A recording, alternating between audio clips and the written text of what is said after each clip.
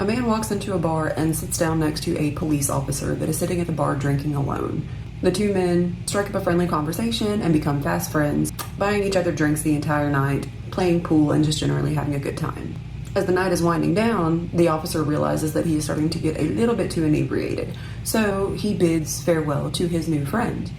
When he goes to shake his hand, he feels a jolt of pain. He looks down at his thumb and he sees a spot of blood. The stranger doesn't say anything, and the officer, too drunk to care, just leaves.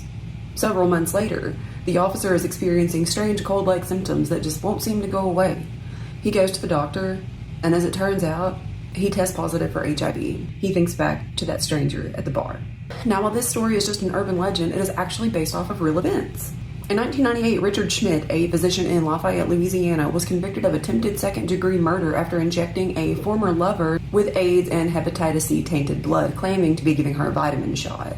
Trahan developed both hepatitis C and HIV as a result. The case marked the first time in forensic history that viral RNA was used to prove a link between two people with HIV or AIDS in a criminal trial. Apparently, Schmidt had used a sample of blood taken from one of his HIV-positive patients to inject into his former lover and colleague.